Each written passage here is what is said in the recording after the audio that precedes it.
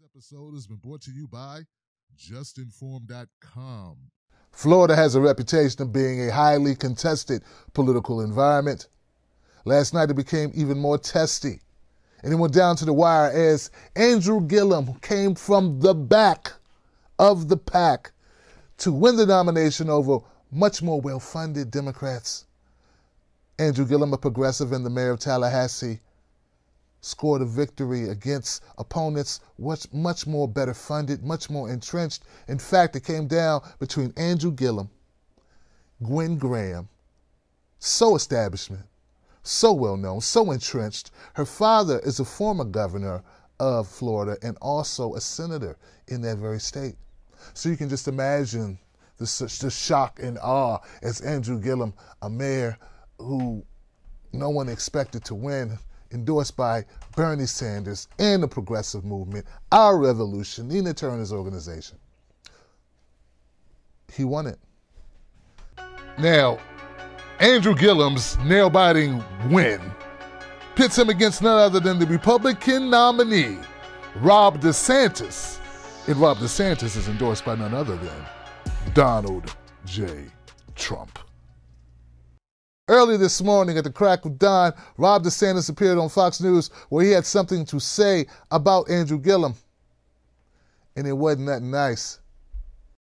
Well, look, I mean, Florida elections are always competitive, and this is a guy who, although he's much too liberal for Florida, I think he's got huge problems with how he's governed Tallahassee. He is an articulate spokesman for those far left views, and he's a charismatic candidate. And I watched those Democrat debates. None of that was my cup of tea, but I mean, he performed better than the other people there. So we've got to work hard to make sure that we continue Florida going in a good direction. Let's build off the success we've had on Governor Scott. The last thing we need to do is to monkey this up by trying to embrace a socialist agenda with huge tax increases and bankrupting the state. That is not going to work. That's not going to be good for Florida. When most people hear the comments that DeSantis said, they focus on just the monkey portion. But me, being a person in media, I noticed the context of what he said, and I can tell you that this is trademark, patented bigotry-type language. When they say things like, he's so charismatic, he's so articulate. Basically what he's trying to say is, well, you're a good vocalist. What you got to cut a record there, B-boy? Come on, do a dance for us. Why don't I ever hear, politicians saying how articulate and charismatic white guys are? I mean, it's got to be a Slim Shady in a sea of white politicians, but no, that sort of backhanded compliment is only reserved for black politicians. Andrew Gillum responded to the DeSantis bombshell with this.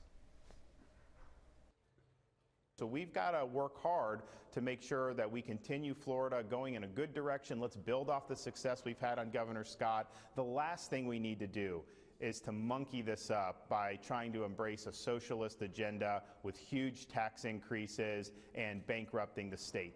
It was the monkey this up part. Sir, your response. Yeah, that part wasn't lost on me. It's very clear that Mr. DeSantis is taking a page directly from the campaign manual of Donald Trump. But I think he's got another thing coming to him. If he thinks that in today's day and age, Florida voters are going to respond to that level of derision and division, they're sick of it.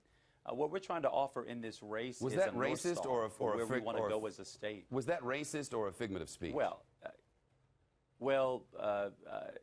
in the handbook of Donald Trump, they no longer do whistle calls. They're now using full bullhorns. And that was a bullhorn? And what I've got to say about that is that we've got to make sure that we stay focused, I think, on the issues that confront everyday people. I'm not going to get down in the gutter with DeSantis and Trump. Yeah, you got to try to take the high road. Take the high road. Let us in media, call him out, Mr. DeSantis, and hit him where it counts. DeSantis is basically sending out, I don't even want to use the word dog whistle. He's sending out a call to action for all racists in Florida. He's like, hey, Hey, racist people, I'm your guy. If you're racist, go with DeSantis. You don't want these monkeys up in here monkeying up Florida. Anyone born last week who don't understand, America has a long history of referring to black people as monkeys. All you need to do is look at the YouTube comment section where a black man is talking. Some people have brought to my attention that Andrew Gillum took PAC money.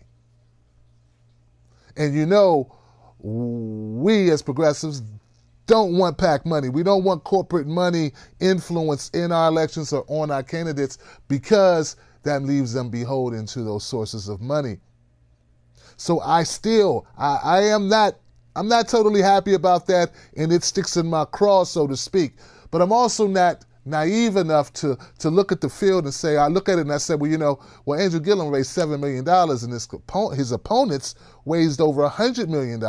Would Andrew Gillum, who's talking about community college, legalizing marijuana, 15-hour minimum wage, universal health care, cleaning up the environment, tackling big sugar, getting rid of the algae in the red pits, all of these things that are destroying the environment there in Florida, would he have had an opportunity?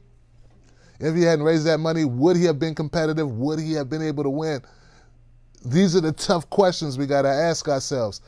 As for me, I will keep my eye on Andrew Gillum, and I want to encourage Mr. Gillum to move towards erasing all PAC money and focusing on the people. You have a very strong message, sir. Let's do that. Now, of course, Ron DeSantis, his campaign says, hey, no, that's not what he meant. He didn't mean anything racial. There you go, being overly sensitive. Get out of here with your sensitivities, black people and white people, allies and Latinos and Asians and Native Americans. All you people, just cut it.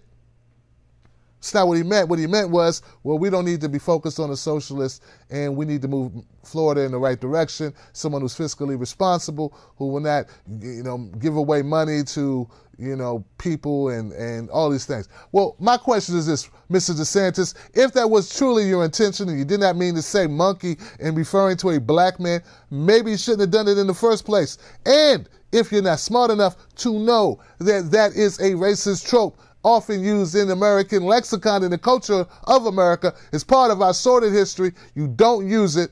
If you don't understand that, then why would I want you to be the governor of Florida? You're not smart enough to be the governor of Florida if you don't understand the cultural ramifications of your statements, sir. So you're either bigot or you're stupid. Bigot or stupid, bigot or stupid. And some people would argue that they're both the same thing.